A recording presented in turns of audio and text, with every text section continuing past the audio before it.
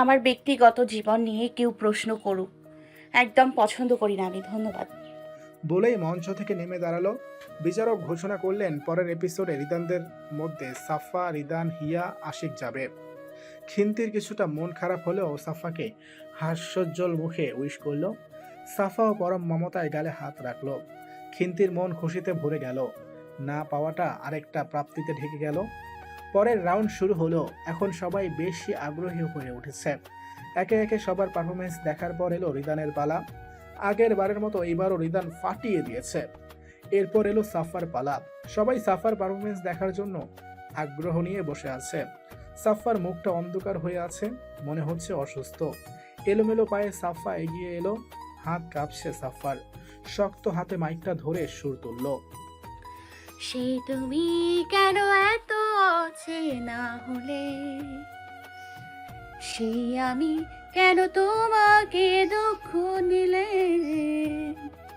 কেমন করে এত অচেনা হলে তুমি, কিভাবে এত বদলে গেছি আমি, ও বুকেরই সব কষ্ট দুহাত সরিয়ে চলো বদলে যাই, কেন তুমি বোঝো না তোমাকে ছাড়াই আমি অসহায়।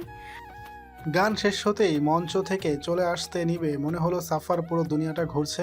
সবকিছু অন্ধকার লাগছে। রিদান তীক্ষ্ণ চোখে সাফাকে পর্যবেক্ষণ করছে। পরে যেতে নিবে তার আগেই রিদান ধরে ফেললো সাফাকে। সে কাছেই ছিল।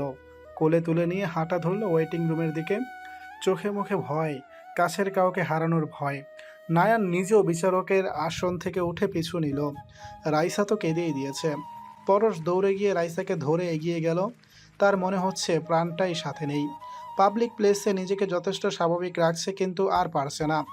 ঝরঝর করে কেঁদে দিল। সবাই অবাক চোখে পরশের আচরণ লক্ষ্য করছে। কিছুই বলার সাহস পাচ্ছে না। ডক্টর ফোন দিবে তার আগেই পরশের একজন গার্ডকে কি যেন বলল। সে দৌড়ে বাইরে চলে গেল। কিছুক্ষণের মাঝে হাতে ইঞ্জেকশন শিশি আর সুই নিয়ে ফিরে এলো। সবাইকে ঠেলে ঠুলে পরশ সাফার কাছে বসে যখনই ইঞ্জেকশনটা পুশ করতে যাবে, রিদান বলে উঠল, what is this mister Chowdhury? আমার তো মনে হয় না আপনি ডক্টর। আপনি সাফরানিকে ইঞ্জেকশন পুশ করেছেন কেন? আমার সাফরানির কিছু হলে আমি কিন্তু আপনাকে ছাড়বো না। রিদানের কথায় পরশ একবার চোখ তুলে তাকালো। এত কিছুর মাঝেও তার ভালো লেগেছে কথাগুলো। কিছু না বলেই পুশ করে দিল। তার ঠিক 5 মিনিট পর সাফা রেসপন্স করলো। মাথা ধরে উঠে বসলো। নিজের হাত ধরে রাইসাকে কাঁদতে দেখে সাফা মুচকি হাসলো। পরশ বলে উঠল, আবার সেসব মনে করেছো, তাই না? পরশের কথা শুনে সাফা কিছুই বলল না। পরশের কাঁধে মাথাটা এলিয়ে দিল। রিদান হাঁ করে তাকিয়ে আছে। এখন সবাই শিওর ওদের দুজনের মাঝে কিছু না কিছু একটা সম্পর্ক রয়েছে। হঠাৎ করেই সাফা বলে উঠল, কেন ভুলতে পারি না? আমি চাই ভুলতে। কেন ভুলতে পারি না? আমি চাই ভুলতে। অতীত আমাকে বড্ড পোড়ায়, ভুলতে চাই আমি। কেন মনে পড়ে সেই বিভীষিকাময় সন্ধ্যার কথা? আমি নিজেকে ঠিক রাখতে পারি না। সাফার কথায় কেউ কিছু বুঝতে পারল না। পরশ সাফার হাতটি শক্ত করে আঁকড়ে ধরল। সবাইকে এক অজানা অবাকতায় ডুবিয়ে রেখে তারা বসে রইল। ভার্সিটির কনস্ট্রাকশন বিল্ডিংয়ের সামনে দাঁড়িয়ে আছে রিদিতা চৌধুরী। সে একা। তার অবশ্য সাথে লাগে না কাউকে। এখন রাত 11টা। সব কিছুই নীরব। এই নীরব পরিবেশে বিল্ডিংটার মধ্য থেকে ভেসে আসছে ইংরেজি গান। খুব কাছে থাকায় হয়তো রিদিতা শুনতে পাচ্ছে। একবার ভালো করে চারপাশ পরখ করে নিল রিদিতা। পেছনে পকেটে থেকে রিভলভারটা বের করে হাতে নিয়ে ধীর পায়ে এগিয়ে গেল বিল্ডিংটার দিকে। আর একটু যেতেই মেয়ের কান্নার কণ্ঠ ভেসে আসলো। রিদিতার পেশি টান টান হয়ে এলো। চারপাশ ভালো করে দেখে তাড়াতাড়ি এগিয়ে গেল। সিঁড়িতে পা রেখেই কানে থাকা ব্লুটুথ অন করে কাকে যেন ফিসফিসিয়ে কি বলল। তারপর আবার সামনের দিকে এগিয়ে গেল। আরেকটু এগিয়ে যেতেই চোখে পড়লো কয়েকটা ছেলে দুজন মেয়ের হাত বেঁধে মাঝখানে দাঁড়িয়ে রেখেছে। আর ছেলেগুলো চারপাশ ঘুরছে। কিছুক্ষণ পর পর অপ্রীতিকর স্থানে নোংরা হাত দিয়ে স্পর্শ করছে। মেয়েগুলো কান্না করছে আর তারা মজা নিচ্ছে। এগিয়ে যাবে তার আগেই কারো ফিসফিসানি কথায় রিদিতা বসে পড়ল। পেছনে তাকিয়ে দেখলো দুজন লোক আসছে। রিদিতা আরেকটু সেটে বসলো। লোক দুটো দরজার কাছে এসেই থেমে গেল। রিদিতা বসা থেকেই দেখতে পাচ্ছে ছেলে দুটোর চোখে যেন আগুন ঝরছে। চোয়াল শক্ত হয়ে এসেছে। হৃদিতা হাসলো, উঠে দাঁড়িয়ে একজনের মাথায় টার্গেট করে রিভলভারটা ধরলো। চমকে পেছনে তাকাতে যাবে হৃদিতা আরেকটু কাছে এসে ফিসফিসিয়ে বলল, don't. I am Ridita Chowdhury, under cover CID officer. এখান থেকে সোজা পেছনে যাবেন, ঘুরে আসেন, ঘুরে সামনে তাকানোর চেষ্টা করবেন না। কটেজ। লোকটা এরকম মেয়েলি ফিসফিসানি আওয়াজে কিছুটা কেঁপে উঠল। তার ঠিক পেছনে হৃদিতা চৌধুরী দাঁড়িয়ে আছে, সে তো ভাবতেই পারছে না। লোকটা কিছুক্ষণ পর স্বাভাবিক হয়ে ঠিক হৃদিতার মতোই ফিসফিসিয়ে বলল, মিস রিদিতা চৌধুরী, আমরা এখানে কোনো খারাপ উদ্দেশ্যে আসিনি। আপনি যে কাজে এসেছেন আমরাও সেই কাজে এসেছি। লোকটির কথায় হৃদিতা হেসে রিভলভারটা সরিয়ে নিয়ে আগের ন্যায় বলল, আই নো মিস্টার হৃদন চৌধুরী। হৃদিতা চৌধুরীর চোখের আড়ালে কিছু হয় না।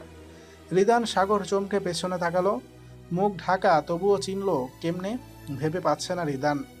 রিদানের চমকে যাওয়ায় হৃদিতা হেসে উঠল, শব্দহীন হাসি। পেছনে ঘুরতেই দৃশ্যমান হলো হুডি, জিন্স, মুখে মাস্ক, চোখও দেখা যাচ্ছে না। রিদানের কেমন যেন ফিল হচ্ছে, মনে হচ্ছে সামনে দাঁড়িয়ে থাকা মানবীটা তার খুব চেনা, খুব কাছের। রিদান ভেবে পেল না তার এরকম কেন মনে হচ্ছে। রিদানের চাহনি টের পেতেই সাগর হালকা কেসে উঠল। রিদান ব্যাপারটা বুঝতে পেরেই একটু নড়ে চড়ে দাঁড়ালো। নিজেকে স্বাভাবিক করে রিদান বলল, যেহেতু আপনার চোখে আড়াল কিছুই হয় না, সেহেতু আজকের মিশনে আপনাকে সাথ দেওয়ার ইচ্ছেটা পূরণ করুন। আপনি শিওর তো যে কোনো সময় যে কোনো কিছু হতে পারে? এমনও হতে পারে আপনার গুলি লাগলো, আপনার মৃত্যুও হতে পারে। হৃদিতার কথায় রিদান হালকা হাসলো। আরেকটু কাছে এগিয়ে গিয়ে গম্ভীর গলায় বলল রিদান, আপনার চোখের আড়ালে কিছু না হলেও আপনি হয়তো ভুলে গেছেন এই রিদান চৌধুরীকে সবাই হৃদভাই নামেই চিনে। আর যে রাজনীতিতে একবার পা দেয় জীবন হাতে রেখেই দেয়। কখন বিরোধী দলের বুলেট বুকে এসে এফোর ওপর হয়ে যায় গ্যারান্টি নেই। আপনার তো শত্রু কেবল অপরাধীরা, যারা রাজনীতি করে তাদের শত্রু সাধারণ জনগণও। রিদানের এরকম গম্ভীর গলা, এরকম কথা শুনে হৃদিতার ভিতরটা কেমন করে উঠল। পরিস্থিতি সামাল দিতে হৃদিতা বলে উঠল, দূরে গিয়ে দাঁড়ান মিস্টার চৌধুরী, আপনার সফরানিকে জবাব দিতে পারবেন তো?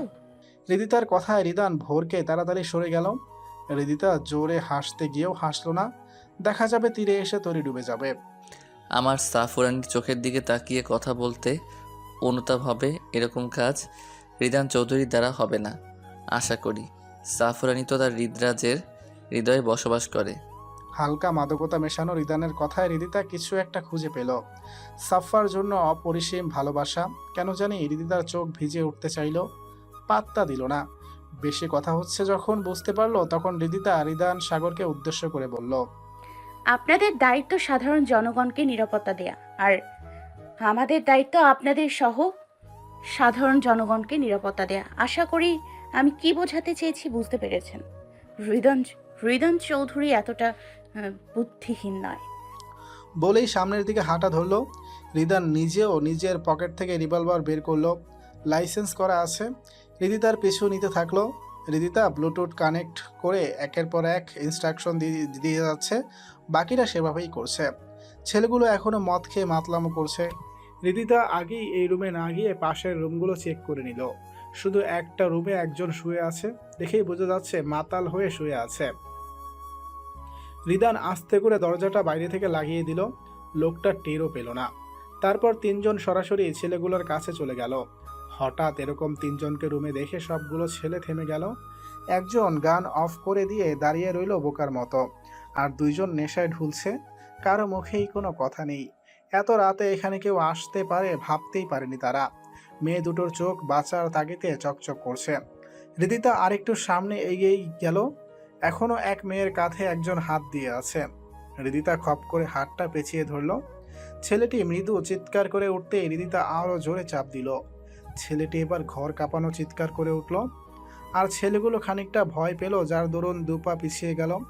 হৃদিতা কিটকিটিয়ে হেসে দিল। সারা ঘরে হাসিটা এক ভয়ঙ্কর রূপ নিয়েছে।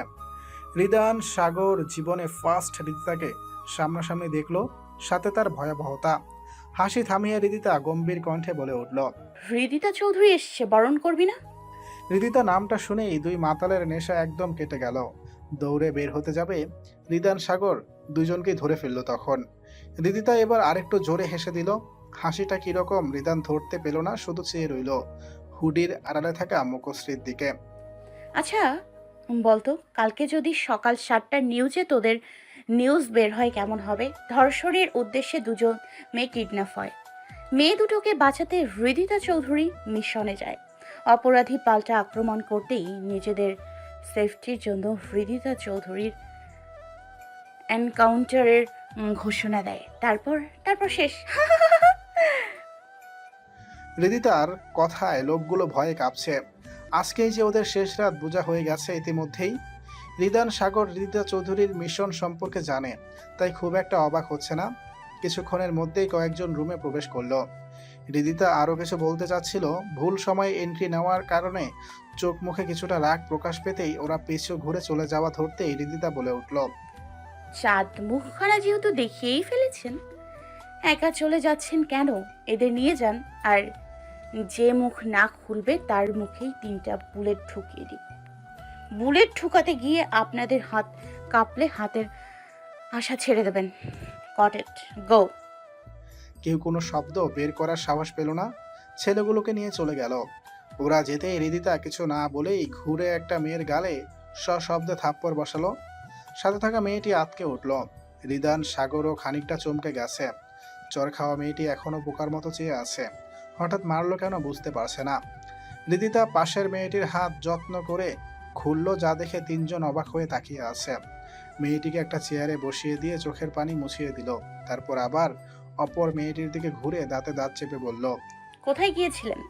মেয়েটি আমতা আমতা করে কিছু বলবে তার আগেই হৃদিতা কঠোর স্বরে বলে উঠল, আমার সামনে মিথ্যে কথা বলা মানে মৃত্যুকে আলিঙ্গন করা।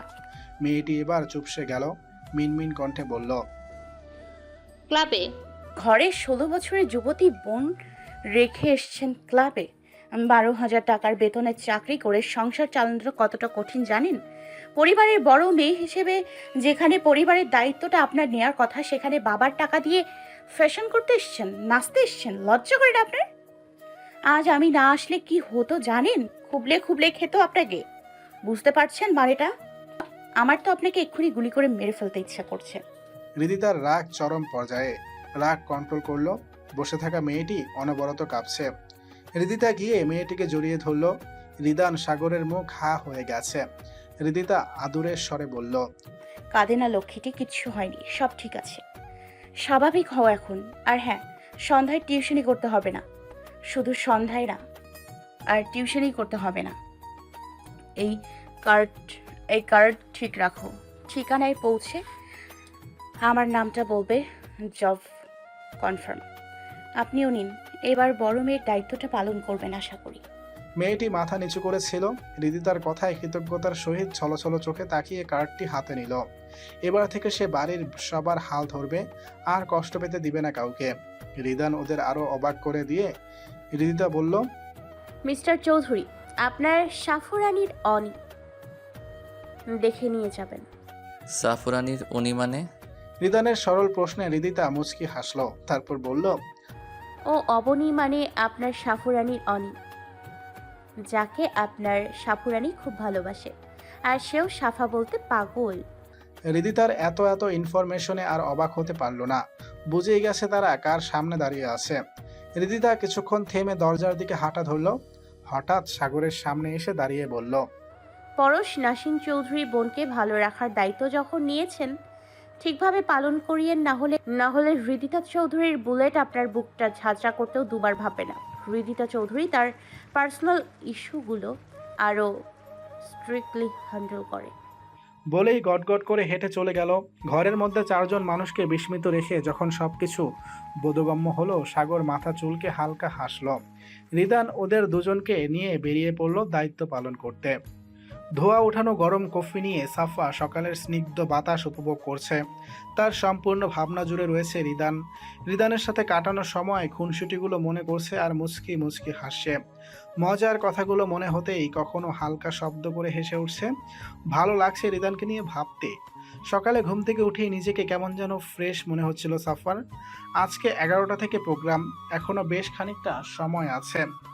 অবনী আর মেয়েটাকে বাড়িতে ড্রপ করে দিয়ে সাগর রিদানের সাথেই থেকে গেছে কাল। নিশ্চিন্তে সাগর ঘুমালেও ঘুমাতে পারেনি রিদান। সারা রাত ছটফট করে গেছে। রাতের ঘটনা সে ভুলতেই পারছিল না। কেন জানি রিদিতা চৌধুরীকে তার খুব কাছের মনে হচ্ছিল। শরীরের ঘ্রাণটা খুব পরিচিত মনে হচ্ছিল। এসব ভাবতে ভাবতেই কখন ভোর হয়েছে বুঝতেই পারেনি। মন ফ্রেশ করতে নামাজ আদায় করার পর বিছানার শরীরটা এলিয়ে দিতেই রাজ্যের ঘুম যেন তার চোখেই ভর করল। চিন্তিত মুখ নিয়ে নিজের সিক্রেট রুমে বসে আছে রোহানি। কিছুতেই হিসাব মিলাতে পারছে না। সব প্যাচ যেন একটাতে এসেই লাগছে। মাথা ধরে যাচ্ছে। এত এত রহস্য কিছুতেই সমাধান হচ্ছে না। রেগে উঠে দাঁড়ালো। হঠাৎ তার মনে পড়ল কেউ তাকে সবসময় বলতো, রাগ কিছুর সমাধান নয়, ঠান্ডা মাথায় ভাবো, সহজের দিকে যাও, সহজভাবেই এগিয়ে যাবে। আগেই কঠিনটাকে বেছে নিও না, গোলক ধাঁধায় হারিয়ে যাবে। পারবে কি পারবে না কনফিউশনকে ছুঁড়ে মারো। পেরেছো তুমি, কনফিডেন্সে এগিয়ে যাও, সফলতা তোমার হাতের মুঠোয়। কথাগুলো ভেবে রোহানের চোখ দিয়ে কয়েক ফোঁটা পানি গড়িয়ে পড়ল। মানুষটাকে সে বড্ড মনে পড়ছে তার। কেন হারিয়ে গেল সে? কি হতো আগের মতো সব চললে? উত্তর খুঁজে পায় না রোহানি। রান্নাঘরের দিকে এগিয়ে গিয়ে কফি বানানোর প্রস্তুতি নেয়। ঝটপট কফি বানিয়ে আবার নিজের কাজের জায়গায় বসে পড়ল। আস্তে আস্তে সমীকরণগুলো মিলাতে শুরু করলো। মুহূর্তেই ঠোঁটের কোণে হাসি ফুটে উঠল। আস্তে আস্তে হাসিটা প্রসারিত হতে থাকলো, যেন নিজের চোখে সে সফলতা দেখতে পাচ্ছে। হঠাৎ করেই রোহানির চোখে কারো জন্য এক আকাশ পরিমাণ সম্মানের আভাস পাওয়া গেল। হয়তো তার আইডল। কফিটা শেষ করে নিজের ফোনটা হাতে তুলে নিয়ে ডায়াল করলো কারো নাম্বারে। কিছুক্ষণ রিং হওয়ার পর ফোন তুলতেই অপর পাশ থেকে ভেসে আসলো ভীষণ কণ্ঠ। রোহানি ভ্রু কুঁচকে বলে উঠল, কি হয়েছে রাহু? কণ্ঠ এমন লাগছে কেন? আবার কেঁদেছিস? তোকে কতবার বলবো এরকম করবি না? বললাম, বলে দেখ তুই নিজের সিদ্ধান্তে অটুট। এখন আবার কেন কাঁদছিস? অপর পাশ থেকে ভাঙা কণ্ঠ রাহি বলে উঠল, আসছে সে, আমাকে ভালো থাকতে দিল না। রোহ, আসছে মানে? তুই কি সোহান ভাইয়ার আসার কথা বলছিস? হঠাৎ সে আসবে কেন? রোহানের কথায় রাহির রাগ হলো। কিছুটা কঠোর কণ্ঠে বলল, তুই কি ভুলে গেছিস আর মাত্র 5 দিন বাকি পরশ ভাইয়ার বিয়ের, আর সে পরশ ভাইয়ার একমাত্র মামতো ভাই। রোহানি কিছুটা থতমত খেয়ে গেল। রাহিকে বুঝতে না দিয়ে বলে উঠল, এইবার যদি তুই নিজেকে ওদের সামনে দুর্বল রাখিস, আমার থেকে খারাপ কেউ হবে না। তোর কাছে দুটো অপশন, তোর একতরফা ভালোবাসার কথা জানিয়ে দিবি, না হয় এদের এড়িয়ে চলবি। কোনটা করবি বল? জানানোর প্রশ্নই আসে না রোহ। তুই জানিস পরশ ভাইয়ার ছোট মামা মানে সোহানের কাকার মেয়ে, এনার সাথে ওনার বিয়ে ঠিক। তারপরও কি করে বলিস আমি এড়িয়ে চলবো ওদেরকে? রাহির কথায় রোহানি কিছুটা স্বস্তি পেল। আর কিছুক্ষণ কথা বলল। রাহিকে হাসানোর চেষ্টা করতে করতে একসময় সফল হলো। জোকস শুনে রাহি খিলখিল করে হেসে দিল। হঠাৎ করেই রোহানি বলল, তোরা কবে পরশ ভাইদের বাসায় যাবি? আমি যাব না, পাপা মম কালকে যাব। রাহির কথায় রোহানি বিচলিত হয়ে বলে উঠল, রাহি ভুলে যাস না, তুই রিউ আপু আর নাসু ভাইয়ার মামাতো বোন। তুই না গেলে এনা অনেক কিছু বলবে মানুষের কাছে, তাই তোর ওখানে মাস্টলি যেতে হবে। কাজ আছে, তোকে ইমেল করছি, দেখে নিস। বাই। যাচ্ছিস মানে যাচ্ছিস। রোহানির কথায় রাহি চাপা শ্বাস ফেলল। আবার সেই কষ্টের মুখোমুখি হতে হবে।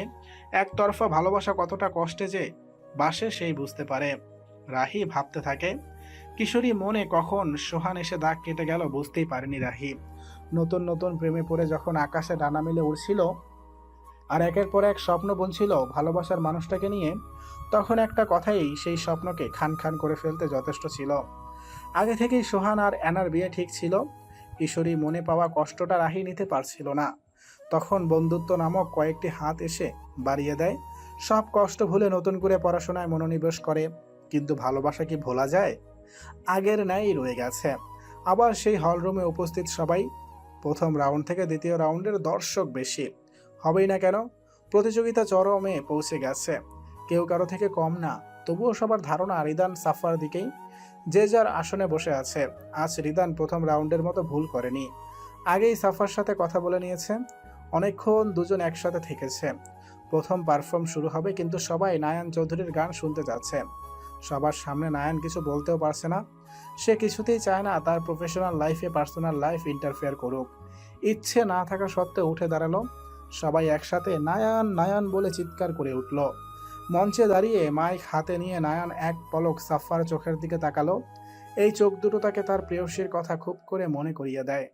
চোখ বন্ধ করে নায়ান একবার আদ্রিকার কথা স্মরণ করে নিল। তার সমস্ততা জুড়েই তো আদ্রিকা। तेरे जाने का गम और आने का गम फिर जमाने का गम क्या करे। পুরো হলে নিস্তব্ধতা বিরাজ করছে। এত আবেগ মেশানো কণ্ঠে কষ্টের গান শুনে কেউ কেউ হয়তো ধারণা করেই নিয়েছে নায়ান সম্পর্কে। রিদানের মনটা হঠাৎ খারাপ হয়ে গেল, যা সাফার চোখ এড়ালো না। কিছুক্ষণ ওই আধারে ঢাকা মুখটার দিকে তাকিয়ে দূরে বসে থাকা কয়েকজন লোকের দিকে তাকিয়ে চোখ দিয়ে ইশারা করতেই লোকগুলো দাঁড়িয়ে গেল। আওয়াজ শোনা গেল, ওরা চাচ্ছে নায়ানের সাথে সাফার ডুয়েট গান শুনবে। এতে বিচারক মণ্ডলীও সায় দিল। সাফা প্রথমে ইতস্তত করার ভান করে পরে মঞ্চে গিয়ে মাইকটা হাতে নিল। নায়ানের কেমন যেন ভালো লাগলো ব্যাপারটা, তাই মুচকি হেসে সুর তুলল।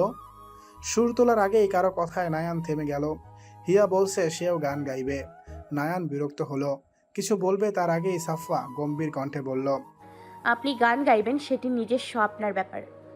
চৌধুরী, আপনি মিস্টার নায়ান চৌধুরীকে রিকোয়েস্ট করতেই পারেন, কিন্তু যেখানে আমি ওনার সাথে গান গাইছি, সবাই চাচ্ছে ডুয়েট, সেখানে আপনি কেন কথা বলছেন? হ্যাঁ, সে রাইট আপনাকে কে দিয়েছে বলুন? আমার কাজে কেউ হস্তক্ষেপ করুক আমার একদম পছন্দ না। আর যে আমার অপছন্দের তালিকায় পড়ে তার জীবন আমি নরক করে দিই। আপনি যে এখনো ভালো আছেন, শুক্রিয়া করুন। আর একটা কথা বলবেন, এর ফল খুব খারাপ হবে। সাফার কথা হিয়া একদম চুপসে গেল। পুরো হল নিশ্চুপ, কি যেন আছে এই কণ্ঠে। সবাই চেয়ে আছে মায়াবী সেই মুখের দিকে। মিষ্টি মুখে এক কঠোরতা কেউই ভাবতে পারছে না। নায়ান মুচকি হাসলো। মেয়েটি তার প্রেয়সীর কথা বারবার মনে করিয়ে দিচ্ছে। এমনই তো স্পষ্টভাষী ছিল তার অভিমানী পরী। সাফা নায়ানের দিকে তাকাতেই নায়ান হালকা হেসে মুখের কাছে মাউথপিসটা রাখলো। ওগো তোমার আকাশ দুটি চোখে আমি হয়ে গেছি তারা। ওগো তোমার আকাশ দুটি চোখে আমি হয়ে গেছি তারা। তোর এক কথায় আমি রাখবো হাজার বাজি, তোর ইশারায় আমি মরে যেতেও রাজি। আয়নাতে ওই মুখ দেখবে যখন, কপালের কালো টিপ পড়বে চোখে, ফুটবে যখন ফুল বকুল শাখে, ভ্রমর যে এসেছিল জানবে লোকে। চলো আজ এই রূপকথা তোমাকে শোনাই। গানের মাঝেই সাফা মঞ্চ থেকে নেমে গিয়ে রিদানের হাত ধরে মঞ্চে নিয়ে আসলো রিদানকে। মাইক হাতে ধরিয়ে দিয়ে ইশারা করতে রিদান গেয়ে উঠল, তোকে জানাতে জানাতে চাই আমি বেঁচেছি ভালোবাসায়, মনের কোণে আপনি মনে ঠিকানা বানাতে চাই। আওয়ারা আওয়ারা দিল আওয়ারা রে, আওয়ারা আওয়ারা দিল। আমি তোর আয়না হব আজ, তুই শুধু ইচ্ছে মতো সাজ। রোদ্দুরে যাই উড়ে মন যাহা বাজে, কিনি কিনি ঋণী চিনি, তোমারে যে চিনি চিনি। মনে মনে কত ছবি এঁকেছি, আমি দূর থেকে তোমাকে দেখেছি, মুগ্ধ এ চোখে চেয়ে থেকেছি। গান শেষ হতেই সবার মাঝেও একটা উৎফুল্ল ভাব এসে গেছে। অনেকেই গানের সাথে সাথে নাচছিল। মুহূর্তেই গুমট পরিবেশটা জাঁকজমক হয়ে উঠল। বিচারক মণ্ডলীয় সাফা রিদানের প্রশংসায় পঞ্চমুখ। ওই দিক দিয়ে হিয়া রেগে কি করবে দিশেহারা হয়ে গেছে। রিদানের সাথে সাফাকে কোনোভাবেই সে মানতে পারছে না। এত দিন ধরে রিদানের আশেপাশে ছিল, কোনোভাবেই রিদানের মনে একটু জায়গা করতে পারেনি। না, ভুল, জায়গা ছিল বন্ধুত্বের, সেটি হিয়া নিজের দোষে হারিয়েছে। মনে মনে হিয়া সাফার থেকে চরম প্রতিশোধ নেওয়ার প্রতিজ্ঞা করল। এবার সাফাকে একটা শিক্ষা না দিলেই নয়। এবার প্রতিযোগিতার ডাকা হলো। দুটো ভার্সিটি প্রথমেই বাদ পড়ে গেল। এখন আর মাত্র 3টা ভার্সিটির স্টুডেন্ট রয়েছে। মোট 4 জন করে 12 জন প্রতিযোগী এখনও দণ্ডায়মান। এবার ডাকা হলো পরবর্তী প্রতিযোগীকে। একে বাদ দেওয়ার অবকাশ নেই। রাউন্ড শেষ হতেই মোট 7 জন প্রতিযোগী টিকল। রিদানদের KRF ভার্সিটি থেকে রিদান, সাফা, হিয়া, KR ভার্সিটি থেকে নিশি, রাহাত এবং সিটি কলেজ থেকে তিন্নি, রাকেশ। পরের রাউন্ড থেকে অনেক সময় নিয়ে করতে হবে, কেউ কারো থেকে কম নয়। দ্বিতীয় রাউন্ড শেষ হওয়ার পর সাগর ঘোষণা দিল পরশ চৌধুরী কি যেন বলবে। পরশ এগিয়ে এসে মাউথপিস হাতে নিয়ে প্রথমে সাফা তারপর রাইসার দিকে এক পলক তাকালো, তারপর বলল, এই মাসের 11 তারিখ আমার বিয়ে। আপনাদের সবাইকে গ্র্যান্ডলি ইনভাইট করছি। সবাই কার্ড পেয়ে যাবেন। আমি আশা করছি আপনারা সবাই আসবেন আমার শুভ মুহূর্তটাকে আরো আনন্দঘন করার জন্য। পরশের কথায় মেয়েগুলো চোখ বড় বড় করে তাকালো। তাদের ক্রাশ নামক তালিকার একজন বিবাহ বন্ধনে আবদ্ধ হতে যাচ্ছে ভাবতেই পারছে না। সবাই হাততালি দিল। একজন বিচারক বলল, কংগ্রেচুলেশন মিস্টার পরশ চৌধুরী, আমরা আপনার আমন্ত্রণ সাদরে গ্রহণ করলাম। মিসেস চৌধুরীকে তার সম্পর্কে কিছু বলুন। বিচারকের কথায় পরশ মুচকি হাসল। সবাই অধীর আগ্রহে বসে আছে শোনার জন্য। রাইসা নিচের দিকে তাকিয়ে আছে। তার কেন জানি খুব লজ্জা লাগছে। মনে হচ্ছে এখান থেকে দৌড়ে পালিয়ে যেতে পারলেই বাঁচে। সাফা রাইসার ফেস দেখে মুচকি মুচকি হাসছে। আর তার দিকে এক পলক তাকিয়ে আছে রিদান। আর কোনো দিক খেয়াল নেই তার। চোখ শুধু সাফো রানীর দিকেই। কি সুন্দর মুখ টিপে হাসছে। মনে হচ্ছে সবার আড়ালে সামনে বসিয়ে ওই হাসি মুখটা দেখতে পারলেই বাঁচে। সে এই ভার্সিটির স্টুডেন্ট, বিশিষ্ট ব্যবসায়িক রাতিফ আঙ্কেলের মেয়ে রাইসা। কথাটি বলেই পরশ রাইসার দিকে এগিয়ে গেল। বাম হাতের মাউথপিসটা ডান হাতে নিয়ে রাইসার দিকে হাতটি এগিয়ে দিল। রাইসা প্রথমে একটু ভ্যাবাচেকা খেলো, পরে নিজেকে সামলে নিয়ে মুচকি হেসে পরশের হাতের উপর হাত রাখলো। আঁকড়ে নিল পরশ। মঞ্চের মাঝখানে দাঁড়িয়ে রাইসাকে পরিচয় করিয়ে দিল। সাফার মুখটা মলিন হয়ে আছে। কিছু ভাবছে সে। ভাবনা যত গভীরে যাচ্ছে মুখের মলিনতা ভাবটাও তত গভীর হচ্ছে। রিদান লক্ষ্য করছিল বিষয়টা। কেন জানি রিদানের খুব এক করে খটকা লাগলো। রিদানের মনে বারবার একটা প্রশ্ন এসে উকি দিচ্ছে। পরশ ভাইয়ের সাথে কি সাফরানি সম্পর্ক ছিল নাকি অন্য কিছু? ভাবনাটা নিজ মাথায় এসে ধাক্কা খেলো। সমাধান পেল না। নিজের মনেই কেমন খচখচ করছে। পরশ এক পলক সাফার দিকে তাকালো। সে তো এত তাড়াতাড়ি বিয়ে করতে চাচ্ছিল না। বিয়েটা তো একটা মাধ্যম, কাছের মানুষকে দুদণ্ড পাশে সাথে সামনে রাখার মাধ্যম। অন্ধকার গোডাউনে উপর হয়ে পড়ে আছে কয়েকটি ছেলে। তার পাশেই চেয়ারের সাথে শক্ত করে বাঁধা অবস্থায় বসে আছে একজন মধ্যবয়স্ক লোক। সবাই অজ্ঞান হয়ে আছে। একটু পর কয়েকজন লোক হন্তদন্ত হয়ে গোডাউনে প্রবেশ করলো।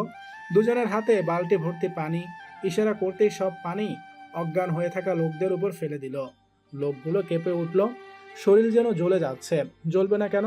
গরম পানির সাথে মরিচ মেশানো ছিল। পিট পিট করে চোখ খুলে নিজেদের অন্ধকার রুমে দেখে সবাই আঁতকে উঠল। মনে পড়ে গেল কালকের ঘটনা। ভয়ে কাঁপতে শুরু করলো। কালকে যে পরিমাণ মার পড়েছে শরীরে, এখনো যে বেঁচে আছে তাই অনেক। কেউ কিছু বলছে না, অপেক্ষা একজনের। সে আসলেই কাজ শুরু হবে। 5 মিনিট পর শক্ত বুটের পায়ের শব্দ কানে আসতেই সবাই নড়ে চড়ে দাঁড়ালো। হুডির পকেটে এক হাত গুজে দিয়ে আরেক হাত ফোন স্ক্রল করতে করতে আসছে।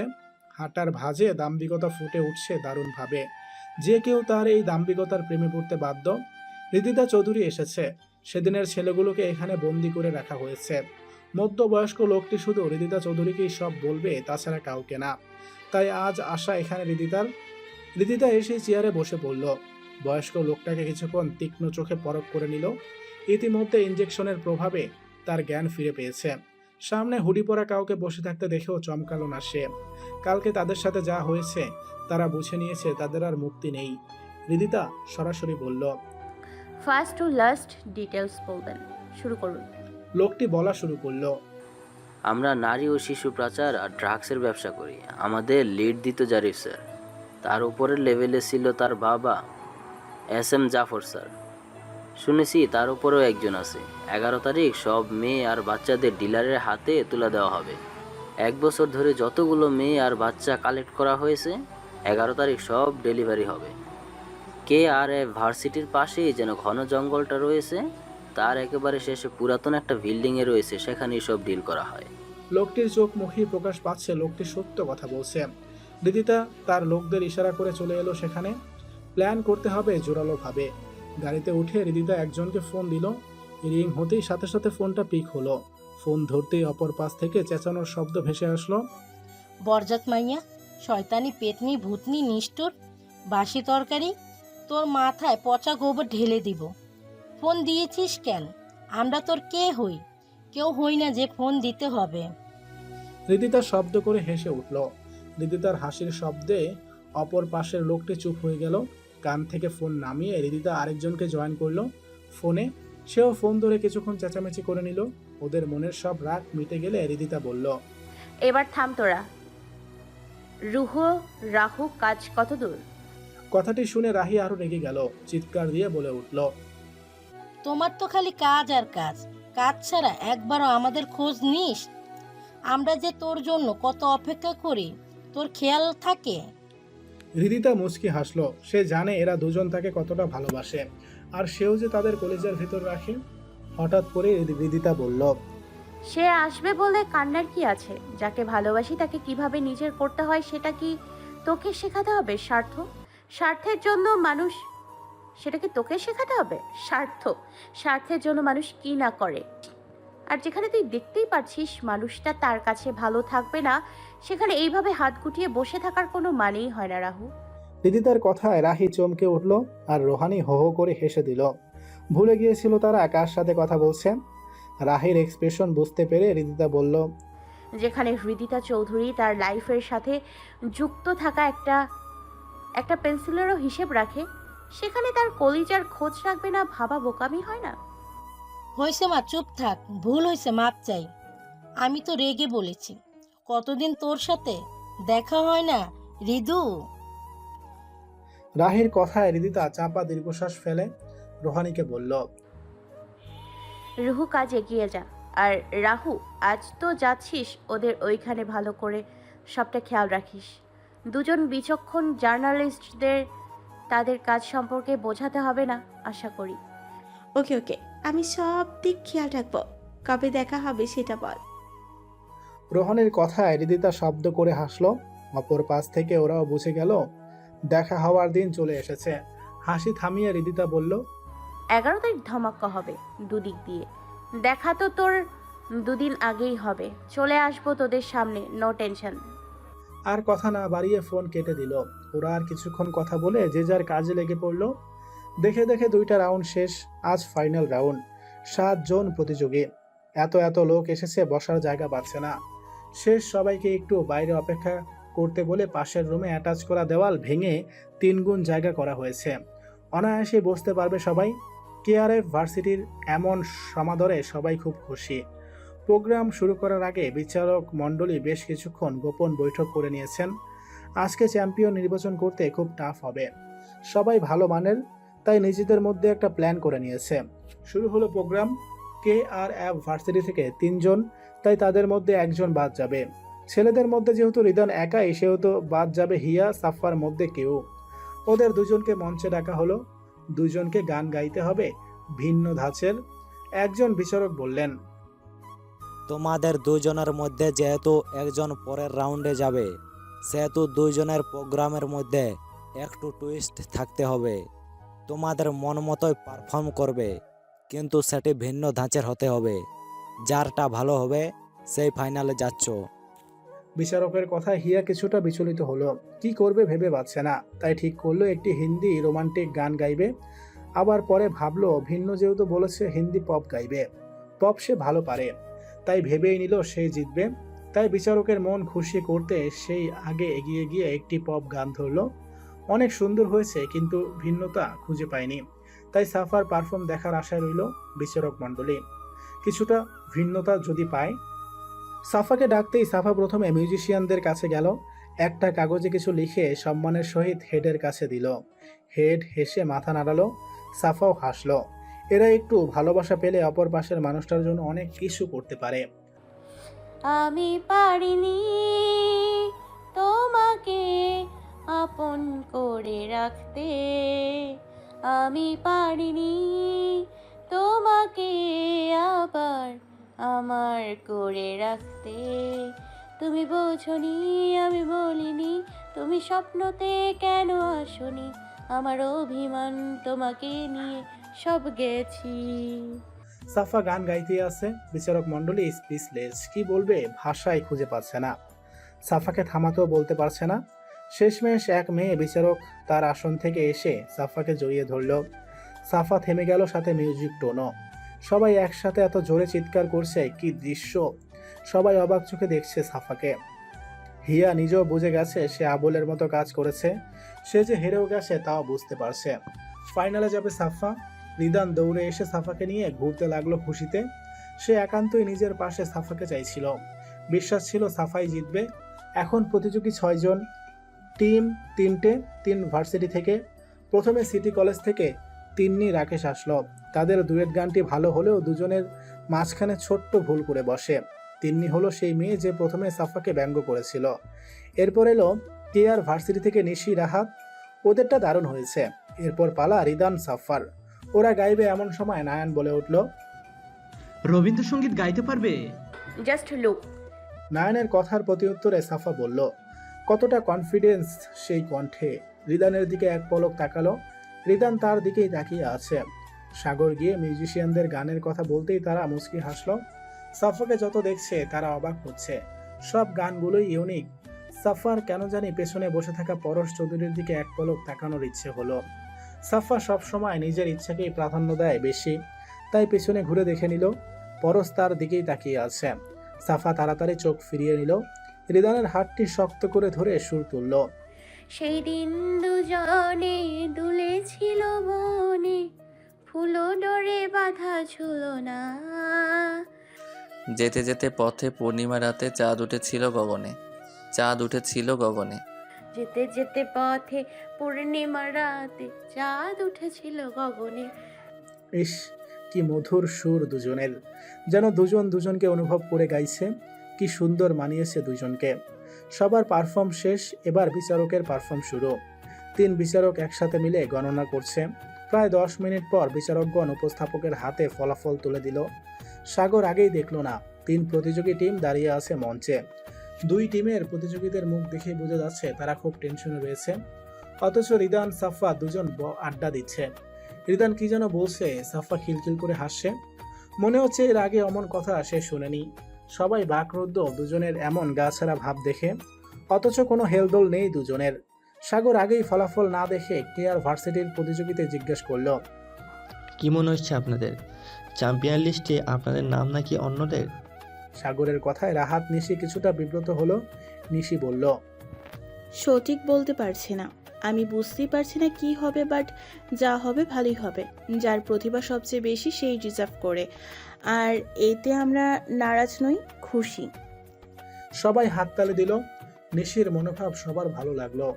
কথাগুলো শুনে সাফা এক পলক নিশির দিকে তাকিয়ে মুচকি হাসলো।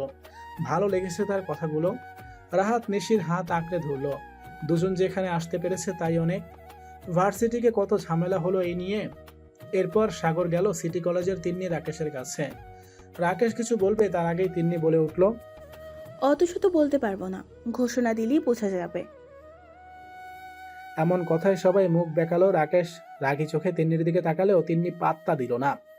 এরপর সাগর হাসি মুখে রিদান, সাফার কাছে যেতেই সাফা মুখটা যথাসম্ভব গম্ভীর করে একটু হাসি নিয়ে বলল, সাফার নামটা সবসময় সবার প্রথমেই থাকে। দ্বিতীয় অপশনটি সাফা নামের সাথে বড্ড বেমানান। সাফার কনফিডেন্স দেখে সবাই হাসলো, বিশেষ করে বিচারকগণ। এবার সাগর দেরি করলো না, ফলাফলটা হাতে নিয়ে বলল, অবশেষে আজ সব রাউন্ড শেষ করে ফলাফলটা হাতে এলো। কে নিয়ে যাবে চ্যাম্পিয়ন শিরোপা? দেখা যাক। ও দে আর ডিজার্ভ। সত্যি সেকেন্ড রানার আপ হয়েছে সিটি কলেজ, তাদেরকে অভিনন্দন। তিন্নির মুখটা চুপসে গেল। রেগে তাকালো সাফার দিকে। সেদিকে সাফার পাত্তাই নেই। সাগর আবার বলল, ফার্স্ট রানার আপ হলো কে কে? First runner up KR varsity, এখন চ্যাম্পিয়ন হলো কেআর ভার্সিটি। অভিনন্দন সবাইকে, আমাদের চ্যাম্পিয়ন আমরা পেয়ে গেছি। সবচেয়ে অবাক করার ব্যাপার হচ্ছে এই প্রতিযোগিতাটা যতদিন ধরে হচ্ছে কেউ এমন হাইয়েস্ট মার্ক তুলতে পারেনি যতটা হুদান সাফা তুলেছে। 10-এ 10 পেয়ে আজ তারা চ্যাম্পিয়ন। হাততালি। সবার মাঝে উল্লাস। বিচারকগণও তাদের অভিনন্দন জানালো। উল্লাস শুধু সাফার মনে নেই, তার খুব করে একজনের কথা মনে পড়ছে। আজ সে থাকলে কতটা না খুশি হতো। সাফা মঞ্চ থেকে নেমে যেতে ধরতেই নায়ান বলে উঠল, কোথায় যাচ্ছ সাফা? পুরস্কার নিতে হবে তাই তো? সাফা ঘুরে তাকালো। নায়ানের মুখটা দেখে রাগ করতে পারল না। এই মানুষটার জন্য তার খুব করে কষ্ট হয়। মানুষটা কতটা কষ্টে থাকে। মুখে খানিকটা মেকি হাসি ঝুলিয়ে বলল, আমি যেহেতু নিজ ইউনিভার্সিটি থেকে পারফর্ম করলাম, সেহেতু পুরস্কারটা প্রিন্সিপাল স্যারের পাওয়া উচিত, কারণ উনিই আমাকে এসবে জড়িয়েছেন। এত বড় প্রাপ্তি তার জন্যই। বলে এক পলক প্রিন্সিপাল স্যারের দিকে তাকিয়ে হন হন করে চলে গেল। চোখে ফুটে উঠেছে অভিমান, অভিযোগ। প্রিন্সিপাল স্যার অসহায় চোখে সাফার যাওয়ার দিকে তাকিয়ে রইল। মেয়েটা যে তাকে ভুল বুঝছে, সে তো একটু আনন্দ আর নিজ ভার্সিটির স্বার্থে এমন করেছে। আজ 10 তারিখ সকালবেলা রাইসার বাবা সাফাকে নিয়ে এসেছে জোর করে। সাফা কাল যেতে চেয়েছিল, যার জন্য রাইসা রাগ করে না খেয়ে বসেছিল। এক প্রকার পণ করেছিল সাফা না আসলে বিয়েই করবে না সে। তাই সাফা আসতে বাধ্য হলো। এসেই রাইসাকে নিজ হাতে খাইয়ে দিয়ে নিজের জন্য বরাদ্দকৃত রুমে প্রবেশ করলো। রুমে ঢুকেই সাফার মুখে হাসি ফুটে উঠল। একদম গোছালো রুম। সারা রুম সাফার ছবি দিয়ে ভরা, সাথে রাইসার পিক আসছে কিছু। এই ঘরটা সাফার জন্যই বরাদ্দ করা। সাফা বেশ বুঝতে পারছে রাইসার মা এই রুম সবসময় পরিষ্কার করে রাখে। কিছুক্ষণ শুয়ে রইল সাফা। হঠাৎ মাথায় কারো হাতের স্পর্শে সাফা একটু নড়ে চড়ে উঠল। চোখ খুলল না। না খুলেই সে বুঝতে পারছে কে এসেছে। রাইসার মা। রাইসার মা বুঝতে পারলো সাফার মনোভাব। কিছুক্ষণ মাথায় হাত বুলিয়ে দিল। তার চোখ ছলছল করছে। এই বুঝি টুপ করে গড়িয়ে পড়বে পানি। হঠাৎ তিনি বলে উঠল, মমকে একটা কথা দিবি? বন্ধুর মতো বোনের বিয়েতে মন খুলে আনন্দ কর না সোনা, সব কিছু ভুলে মন খুলে আনন্দ কর। রায়ের যে খুব শখ তোকে নিয়ে, তার বিয়েতে তুই সব হাতে হাতে করবি, তার পাশে সব সময় থাকবি, হাসি খুশি থাকবি। পারবি না সোনা? তুমি কিছু চেয়েছো আর তোমার মেয়ে তোমাকে না করবে? ভাবলে কি করে? দায়িত্ব যখন দিয়েছে, রাইলের বিয়ের সব দায়িত্ব আমার। সবাই দেখবে সাফার বোনের বিয়ে কেমন ইউনিক স্টাইলে হয়। আর তোমার আরেক মেয়েকে বলো দরজায় দাঁড়িয়ে উকির নামে ঘরে প্রবেশ করতে। সাফার কথা শুনে রাইসা দরজা থেকে দৌড়ে সাফার কাছে শুয়ে সাফাকে জড়িয়ে ধরল। সাফাকে একটু আনন্দ দিতে পারলেই যেন সে ধন্য। তিনজন মিলে কিছু সময় অতিবাহিত করলো আড্ডা দিয়ে। রাইসার মা চলে গেল। বাড়িতে অনেক মানুষ, আত্মীয় সব এসে গেছে। বিকেলে পরশরা সবাই আসবে। পরশদের কাছের আত্মীয় তেমন নেই, শুধু নানু বাড়ির আত্মীয় কিছু আসবে। রাইসাকে ঘুমাতে বলে সাফা টপস আর জিন্স পরে নিচে নামলো। ডেকোরেটরের লোকেরা এসে গেছে। সবাইকে ড্রয়িং রুমে ডেকে এনে বসিয়ে দিল কার কি কিভাবে করতে হবে। সবাই সেভাবেই করতে লাগলো। দুপুর গড়িয়ে বিকেল হলো। পুরো বাড়ি জাঁকজমকভাবে সাজানো হয়েছে। বাগানের সাইড প্যান্ডেলও মঞ্চ করা হয়েছে। দুপুরে হলুদ হবে। সবকিছু সাফাই দেখছে। গ্রাম থেকে আসা কিছু মহিলা অবশ্য এটি নিয়ে সমালোচনা করেছে। এর কাটকাট উত্তর সাথে সাথেই দিয়ে দিয়েছে রাইসার মা। রাইসার আব্বু থাকলে তো বাড়ি মাথায় নিত। হলুদ শেষ, সবাই খুব আনন্দ করছে। সাফা নিজেও খুব আনন্দ করেছে। এখন বিকেল। সাফা বিশ্রাম নিচ্ছিল, অতীত নিয়ে কিছু ভাবছিল। টুনটুন ফোনের শব্দে ভাবনায় ছেদ ঘটল। ফোনের অপর জলজল করছে রিদ্রাস নামটি। সাফার মুখে হাসি ফুটল। ফোন রিসিভ হতেই রিদান বলে উঠল, কালকে সকালে একটা সারপ্রাইজ পাবে সাফরানি, অপেক্ষায় থাকো। Bye, take care. তাড়াতাড়ি ফোন কেটে দিল। সাফা কিছুক্ষণ অবাক চোখে ফোনের দিকে তাকিয়ে থেকে হো হো করে হেসে দিল। নিচ থেকে হাসাহাসির আওয়াজ আসছে। তার মধ্যে কিছু কণ্ঠ সাফার কানে যেন বজ্রপাতের মতো আঘাত করছে। পরশরা এসেছে। সাফা অমন করেই শুয়ে রইল। সে বুঝতে পারছে কিছুক্ষণ পর তার রুমে হামলা হবে। ঠিক তাই হলো। মিনিট 2 যেতেই না যেতেই তিনজন মেয়ে সাফার ঘরে প্রবেশ করে জোরে চিল্লিয়ে উঠল। সাফা গা ছাড়া ভাব নিয়ে উঠে বসতেই সবাই প্যাঁচার মতো মুখ করে বিছানায় বসলো। সাফাকে কোনোদিনই ভয় দেখাতে পারে না। ভেবেছিল আজ পারবে, কিন্তু কি হলো বুঝে গেল সে। একজন মেয়ে জোরে কিছু বলবে তার আগেই সাফা তার মুখ চেপে ধরে বলে উঠল, সাবধান, একজন জার্নালিস্ট এমন ভুল করলে কেমন করে হবে বলুন মিস রুহানি? সাফার কথায় রুহানি চুপ হয়ে গেল। পাশে বসে থাকা রাহি, রিয়া হো হো করে হেসে দিল। রিয়া সাফার কাছে বসে বলল, রেগে আছো? না। রাগার কারণ? কারণ কি? হয়তো আছে, হয়তো নেই। ভুল তো আমি করিনি, তাহলে শাস্তিটা আমি কেন পাচ্ছি? শাস্তির কথা আসছে কোথা থেকে? তুমি বলছো শাস্তি পাচ্ছি না। তোমাকে কতটা ভালোবাসি সেটাও তুমি জানো, তারপরেও বলছো এটা শাস্তি না। দিনের পর দিন যাচ্ছে, কলিজাটাকে দেখতে পারি না, দুদণ্ড কথাও বলতে পারি না, এটি শাস্তি না? তুমি চাইলেই কথা বলতে পারতে, দেখতে পারতে। চাইনি বলছো তো চেয়েছো। ক্ষমা পাওয়া যাবে না? যেখানে অভিযোগ নেই সেখানে কিসের ক্ষমা? তাহলে জড়িয়ে কেন নিচ্ছ না? তুমি কি বুকটা পেতেছো? রিয়া ছলছল চোখে সাফাকে জড়িয়ে নিল। সাফার চোখও ছলছল করছে। গাঢ় বাদামি চোখে পানি থাকায় চোখটা আরো মায়াবী লাগছে রিয়ার। রোহানি, রাহিও খুশি। রাইসা এসে যোগ দিল। 5 জনে মিলে আড্ডা হাসাহাসি করতে লাগলো। এখন রাত 11টা বাজে। খাওয়ার পর আবার আড্ডায় জমেছিল 5 জন। একটু আগে রাইসার মা এসে 3 জনকে যার যার ঘরে পাঠিয়ে দিয়েছে। সাফা শুয়ে শুয়ে ভাবছিল কিছু, ছক কষতে থাকে। পরশ খাওয়ার টেবিলে সাফাকে না দেখতে পেয়ে কিছুটা খেয়েই চলে এসেছে। ভালো লাগছে না, যার জন্য এত কিছু তাকেই তো পাচ্ছে না। নিজের সাথে অনেকক্ষণ যুদ্ধ করে পরশ আস্তে আস্তে নিজের রুম থেকে বের হলো। চারদিক সতর্কতার সহিত তাকিয়ে এগিয়ে চলল। সাফার রুমের দরজায় গিয়ে চারপাশ একবার দেখে নিয়ে টুপ করে ঢুকে পড়ল। হঠাৎ করে মৃদু শব্দ হওয়ায় সাফা উঠে বসতেই পরশকে দেখে মাথা নিচু করে হাত মুষ্টিবদ্ধ করে রাখল।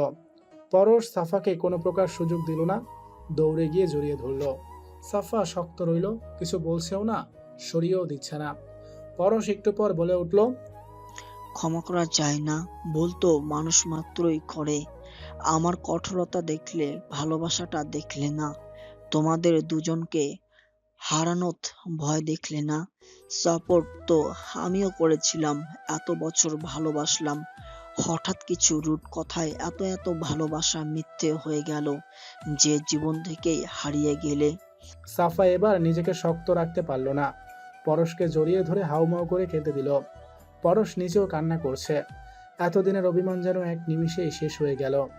এক সময় সাফা বলে উঠল, আই এম সরি, আমার তোমাদের উপর কোনো অভিযোগ নেই। আমার এতদিনের লক্ষ্যটা কাল পূরণ হতে যাচ্ছে। কাল কি হবে বুঝতে পারছি না আমি। কালকে বিয়ে, তার ওপর আমাকে ছাড়া রাইসা কোনোভাবেই বিয়ে করবে না। আমি কি খারাপ করতে যাচ্ছি বলো না? সাফার কথায় পরশ আশ্বাস দিয়ে বলল, যা হবে ভালোই হবে, আমার বিশ্বাস আছে তোমার উপর। কেন আমাদের জীবনটা এমন হলো? কেন স্বাভাবিক জীবন লিড করতে পারি না? আমারও তো ইচ্ছে করে। সাফার কথায় পরশ কিছু বলতে পারল না, জড়িয়ে রাখলো সাফাকে। সাফা কান্না করতে করতে এক সময় ঘুমিয়ে গেল। পরশ সাফাকে ভালো করে শুইয়ে দিয়ে কপালে সফটলি চুমু দিয়ে উঠে দাঁড়ালো। কিছুক্ষণ মায়াবী সেই মুখশ্রীর দিকে তাকিয়ে থেকে বের হয়ে গেল। পরশকে বের হতে দেখে জানালার পাশে দাঁড়িয়ে থাকা ছায়া মানবটা তাড়াতাড়ি সরে গেল। দেখা যাক কালকে কি হয়, ভালো না খারাপ। রান্না করে ঘুমানোর ফলে সাফার অনেকটা দেরি হয়েছে ঘুম থেকে উঠতে। উঠে বসতে বাইরে চেঁচামেচির শব্দ আসলো। বিয়ে বাড়ি, কত শত লোক, চেঁচামেচি হবেই ভেবে পাত্তা না দিয়ে ওয়াশরুমে যাবে, তখন মনে হলো বাইরে ঝামেলা হচ্ছে। কোনো মেয়ের চিৎকার শোনা যাচ্ছে। রাইসার কণ্ঠ সাফা টের পাচ্ছে। সাফা দৌড়ে দরজার কাছে এসে দরজা খুলতে যেতেই চমকে উঠল। দরজা বন্ধ, অপর পাশ থেকে কেউ বন্ধ করে রেখেছে। সাফার সন্দেহ জোরালো হলো। দরজা ধাক্কা দিতে থাকলো। এক সময় রেগে দিল এক লাথি, শার্ট করে খুলে গেল। সাফা ছুটে চলল নিচের দিকে। সিঁড়ির কাছে এসেই সাফা থেমে গেল। উপর থেকে পায়ের শব্দ আসতেই সবার দৃষ্টি সেদিকেই নিবদ্ধ হলো। সবাই সাফার দিকে তাকিয়ে আছে। কারো চোখে ভয়, কারো চোখে ঘৃণা, আবার কারো চোখে রাগ, কিন্তু একজনের চোখ নিষ্প্রাণ। চোখের ভাষা বোঝা যাচ্ছে না। নিদান অপলোকে সাফাকে দেখছে। শর্ট টপসের সাথে লেডিস ট্রাউজার, চুলগুলো হালকা এলোমেলো, চোখ ফোলা ফোলা, কি অপরূপ লাগছে তার প্রেয়সীকে।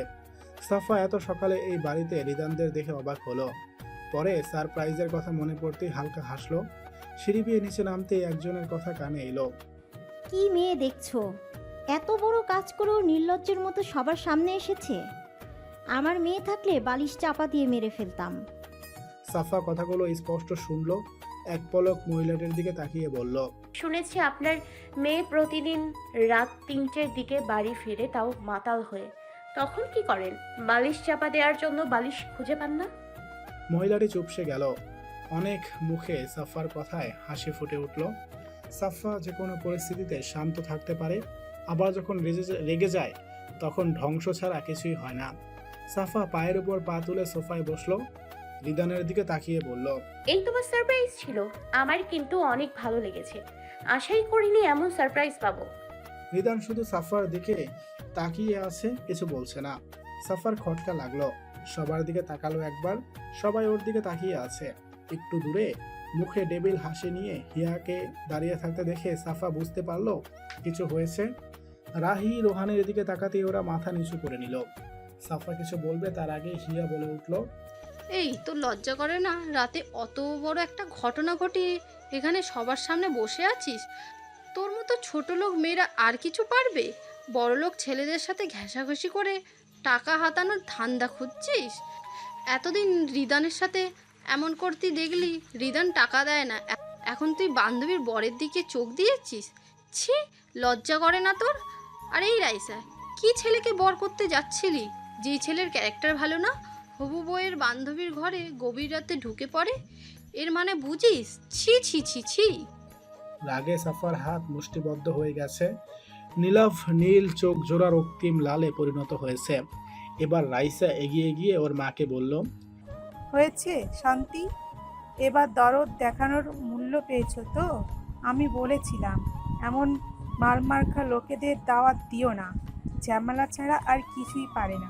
তুমি তো তুমিই, তোর চাচাতো বোন, ওদের দাওয়াত না দিলে কি চলে? এখন বোঝো তোমার সম্মানে তোমার সামনে তোমার মেয়েকেই অপমান করছে। আর একটা কথা হলে আমি কিন্তু এই বাড়িতে আগুন জ্বালিয়ে দেব। মেয়ের রাগ দেখে রাইসার বাবা এগিয়ে এসে রাইসার হাত ধরল। রাইসা রেগে তার পাপার দিকে তাকালো। রাগলে সে খুব ভয়ানক হয়, কাউকে গোনে না। রাইসার পাপা হাত ছেড়ে দিয়ে সোফায় বসে পড়ল। সব নিজের কন্ট্রোলের বাইরে চলে গেছে। সাফা এখনও নির্বাক রয়েছে। এখন বুঝতে পারলো রিদানের অমন চাওয়ার মানে, কিন্তু সাফা রিদানের চোখে তার জন্য কোনো ঘৃণা দেখেনি, ভালোবাসা দেখেছে, সাথে অসহায়ত্ব, হারানোর ভয়। সাফা এটি ভেবেই মুচকি হাসল। হিয়া কিছু ছবি সাফার মুখের উপর ছুঁড়ে মারল। সাফা তখনও চুপ করে বসে আছে। ছবিগুলো হাতে তুলে নিয়ে দেখলো পরশের বুকে মাথা রেখে ঘুমিয়ে আছে তার ছবি। সাফাকে কোলে নিয়ে শুয়ে দিয়েছে তার ছবি, কপালে চুমু খাচ্ছে তার ছবি। সাফা ছবিগুলোর উপর চুমু খেলো, তারপর যত্ন করে টি টেবিলের উপর রাখলো। সবাই নির্বাক হয়ে দেখছে। পরশ সোফায় মাথা নিচু করে বসে আছে। সাফা গিয়ে পরশের কোলে বসে পড়ল। উপস্থিত সবাই বাকরুদ্ধ। রাইসা রাগ ভুলে খিলখিল করে হেসে উঠল, সাথে রিয়া, রাহি, রুহানি, নাসিন। ওদের হাসি দেখে সবাই এবার কনফিউজড, কি থেকে কি হচ্ছে বোঝা যাচ্ছে না। এবার হিয়ার মা এগিয়ে এসে বলল, নির্লজ্জ মেয়ে, সবার সামনে বান্ধবীর হবু বরে কোলে বসছো, লজ্জা কি একেবারেই নাই? এসব মেয়েরা আসে কোথা থেকে? কোনো শিক্ষা দীক্ষা নেই, ছোট লোক মেয়ে কোথাকার, মা বাবা শিক্ষা দেয়নি। ছি, এখানে এসে এসব দেখতে হলো। হিয়ার মায়ের কথায় আরো কিছু মহিলা যোগ দিল। সাফা অপেক্ষা করছে সঠিক সময়ের। রাগটাকে বহু কষ্টে কন্ট্রোলে রাখছে। হিয়ার মায়ের কথায় রাইসা নিজেকে আর ধরে রাখতে পারল না। হিয়ার মায়ের একদম কাছে দাঁড়িয়ে হাত উঠিয়ে বলতে লাগলো, আপনি যদি আর একটা কথা বলেন সাপুর সম্পর্কে, আপনার জিভ আমি টেনে ছিঁড়ে ফেলবো। আগে নিজের আর নিজের মেয়ের ক্যারেক্টার ঠিক করুন, তারপর কথা বলতে আসবেন। রাইসার হাইপারতা দেখে পরশ হাসলো, কেন জানি তার খুব ভালো লাগছে। রাইসার রাগে চেহারাটা দারুণভাবে উপভোগ করছে সে। রাগে চোখ লাল হয়ে আছে, বারবার আঙুল দিয়ে নাক ঘষছে, কিন্তু কি সুন্দর দৃশ্য। রাইসা এবার হিয়ার মায়ের থেকে সরে সাফার সামনে পরশের কোলে গিয়ে বসলো। সবার মুখ হা হয়ে এলো, আর পরশ নিজেও ভেবাজেকা খেয়ে গেছে। দুইজনকে নিয়ে সে বসে রইল। ওদের দুইজনকে দেখে রিয়া, রাহি, রুহানিও পেছন থেকে পরশকে জড়িয়ে ধরল। পরশ হাসি মুখেই বসে আছে। এসব দেখে নাসিন, সোহান হাসছে, আর সবাই এবার চুপ। হঠাৎ সদর দরজা দিয়ে দুইজন লোককে দৌড়ে আসতে দেখে সবাই সেদিকেই তাকালো। সাফা সেভাবেই বসে আছে। লোক দুটো এসে পরশের সামনে দাঁড়িয়ে বলল, স্যার ম্যাম কোথায়? Call heart. পরশ কিছু না বলে সাফার দিকে তাকালো। সাফা পরশের কোলেই চুপ করে বসে আছে। পরশ শুধু তাকিয়ে আছে, কিছু বুঝতে পারছে না। এক সময় পরশের কোল থেকে উপরের দিকে হাঁটা দিল সাফা। হিয়ার সামনে দাঁড়ালো, এক হাত দিয়ে সরিয়ে দিয়ে উপরে চলে গেল। একটু আগে আসা লোক দুটো শুধু ফোন দেখছে। কিছু সময় পর কার সাথে যেন কথা বলছে। ওদের মুখ দেখেই বোঝা যাচ্ছে খুব টেনশন আর চাপের মধ্যে আছে। এসএম জাফর সাহেব তাড়াহুড়ো করে বাসা থেকে বের হলো। চোখ মুখে বেশ চিন্তার ছাপ। মেয়ের চিন্তা এই কয়েকদিন ঘুমাতে পারেনি সে। আজ সে তার সকল পার্টনারকে খবর দিয়েছে কে তার মেয়েকে কিডন্যাপ করেছে। আজ সে বের করবেই। তার উপর আজ ডেলিভারির ডেট, রাতে ঝামেলা হতে পারে বুঝে সে দিনেই ডিল কনফার্ম করবে ভেবেছে। সে অনুযায়ী বের হয়েছে। ছেলেকে কয়েকবার ফোন করেছে, ধরেনি, শুধু ছোট্ট করে একটা SMS পাঠিয়েছে। সে কাজে আছে, আজকের ডিলটা তাকে ডান করতে বলেছে। গাড়িতে বসে দিনে রাতের কথা ভাবতে লাগলেন। মাথায় কিছুই আসছে না। কে সেই চিঠির মালিক? সে কি তার কথা শুনে ভুল করলো? রাতে যখন জাফর সাহেব তার সব ডিলারদের সাথে কথা বলছিল, তখন কাজের লোক এসে বলে কে যেন মেন গেটে একটা পার্সেল রেখে গেছে। গার্ডরা চেক করে কোনো প্রকার ক্ষতিকর কিছু নেই, শুধু একটা চিরকুট তার নামে। কলে জয়েন থেকেই চিরকুটটা খুলল। কি এমপি মশাই, কাল পাক্কা ডিল কারি টাকা। মজা মস্তি। কিন্তু কাল যদি হৃদিতা চৌধুরী মিশন রাখে তখন কি হবে? পরামর্শ দিচ্ছি, রাতে নয় দিনেই ডিল কনফার্ম করুন, না হলে অন্ধকার কবরেই আপনার ঠিকানা হবে। আপনার শুভাকাঙ্ক্ষী বলছিলাম, হৃদিতা চৌধুরী ধ্বংস চাই আমি, হৃদিতা চৌধুরী ধ্বংস চাই আমি।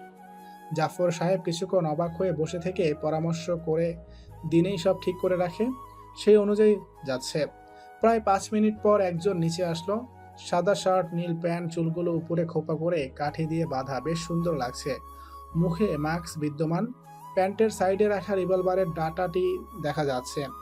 গলায় আইডি কার্ডে জলজল করছে হৃদিতা চৌধুরী নামটি। সবাই অবাক হয়ে দেখছে। হৃদিতা সিঁড়ি ভেঙে নিচে নেমে দাঁড়িয়ে কিছু বলবে, তার আগেই পাশে চোখ যেতেই হৃদিতার চোয়াল শক্ত হয়ে এলো। প্যান্টের পকেটে হাত দিয়ে রিভলভারটা বের করে শট করে গুলি করে দিল। গুলির শব্দে সবাই কেঁপে উঠল এক প্রকার। রাহি, রোহানি দৌড়ে উপরে চলে গেল। তাদের দুইজনকেও যেতে হবে ভুলেই গিয়েছিল। সবাই পেছনে পেছনে তাকিয়ে দেখলো একজন লোক নিচে বসে হাত ধরে কাতরাচ্ছে।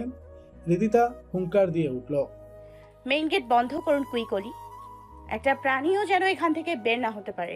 দারোয়ান তাড়াতাড়ি মেইন গেট বন্ধ করে দিল। হৃদিতা লোকটার সামনে এক হাঁটু বিছিয়ে বসে বলল, তোর সাহস দেখে আমি ইমপ্রেস। হৃদিতা চৌধুরীর গুহায় এসে তার কলিজার দিকে গুলি তাক করছিস? হ্যাঁ, বাহ, সত্যি আই এম ভেরি ইমপ্রেস। তোর এই সাহস দেখে তোকে খুব বড় একটা পুরস্কার দিতে ইচ্ছে করছে, কি জানিস? দেখ। বলেই শার্ট করে কপালে গুলি বসিয়ে দিল। সবাই আতকে 2 পা করে পিছিয়ে গেল। ততক্ষণে গার্ড বাড়িতে থাকা সব লোককে একসাথে করে ফেলেছে। হৃদিতা বলল, কে কে ওর মতো সাহস নিয়ে এসছিস সামনে আয়। নিজে থেকে আসবি, একটা টোকাও দিব না। যদি আমাকে বের করতে হয় তবে ওর কপালে দিয়েছি, তোদের মুখে বুলেট ঢুকাবো। হৃদিতা চৌধুরী, কমিটমেন্ট ভুলে না। হৃদিতার কথায় সুরসুর করে 3 জন লোক এগিয়ে এলো। হৃদিতা শুধু ইশারা করলো, 3 জন গার্ড ওদের নিয়ে গেল। কিছুক্ষণ কোমরে হাত দিয়ে দাঁড়িয়ে থেকে হৃদিতাকে খুঁজতে আসা লোকের উদ্দেশ্যে বলল, কি হয়েছে? ম্যাম, আমাদের যেতে হবে মিশন এখন। সেটা আমি তোমাদের আগেই জানি। বের হয়েছে হয়তো, বের হয়েছে তাই তো? তো আমাকে কি দরকার এখন? আমার যখন প্রয়োজন হবে আমি চলে যাব। ম্যাম, আপনি থাকলে ভালো হয়। কেন? তোমাদের কি এমনি এমনি পুষিয়ে রাখা হয় নাকি? লোক দুটো চুপ হয়ে গেল। হৃদিতার এমনি রাগ হয়েছে, তাই আর কিছু না বলে হিয়ার সামনে গিয়ে দাঁড়ালো। হিয়া ভয় পেয়ে গেল।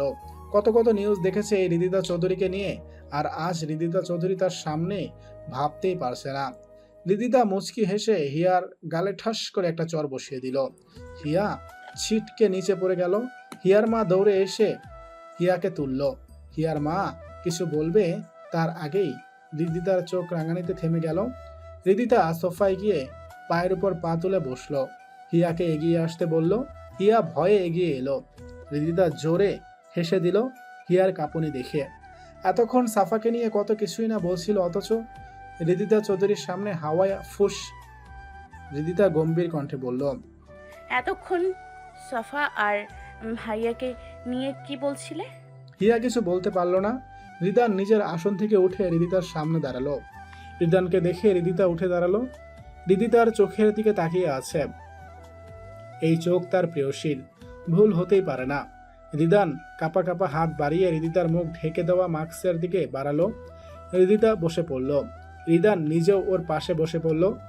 কেন আড়াল করছো? আর কি করা যাবে? আমি চিনতে কখনো ভুল করব না। কেন লুকালে আমার কাছ থেকে? আমি তো কোনো অপরাধী না। রিদানের কথায় হৃদিতা কি বলবে বুঝতে পারছে না। নিজেই মুখ থেকে মাস্কটি খুলে ফেলল। সবাই যেন মুখটা দেখে আকাশ থেকে পড়ল। হিয়া অস্পষ্ট স্বরে বলে উঠল, সাফা? হ্যাঁ সাফা। হৃদিতা নিচের দিকে তাকিয়ে রইল কিছুক্ষণ, তারপর রিদানের চোখের দিকে তাকিয়ে বলল, আজ প্রকাশ এমনি হলাম। তোমার সব প্রশ্নের উত্তর রাতে পেয়ে যাবে, আমাকে এখন যেতে হবে। হৃদিতা আর বসল না, ধাপাধাপ পা ফেলে সদর দরজা দিয়ে বাইরে চলে গেল। আর কারো বোঝার বাকি নেই এতক্ষণ তারা কাদের নিয়ে খারাপ মনোভাব পোষণ করছিল। সবাই পরশ ওদের কাছে ক্ষমা চাইল। রাইসা রেগে উপরে চলে গেল। এর মধ্যে রাহি রোহানি হন্তদন্ত হয়ে নিচে নামলো। ওদের গায়েও শার্ট প্যান্ট, গলায় আইডি কার্ড, হাতে ক্যামেরা। রাহি এক পলক সোহানের দিকে তাকালো, তারপর কাউকে কিছু না বলেই দৌড়ে বেরিয়ে গেল। রিয়া সবাইকে স্বাভাবিক হতে বলল। বিয়ের সব দায়িত্ব নিশান, রিদান, সোহানের উপর পড়ল। দায়িত্ব বলতে শুধু একটু দেখাশোনা করতে হবে। রিদিতা সব করে গেছে। রিদান কাউকে কিছু না বলে নিজেও বেরিয়ে পড়ল, তার যেতে হবে। রিদিতারা এখন জঙ্গলের এপাশের রাস্তায় দাঁড়িয়ে আছে। যে বাড়িটা রিদিতা ভাড়ায় কিনে নিয়েছিল থাকার জন্য, ওইখানে।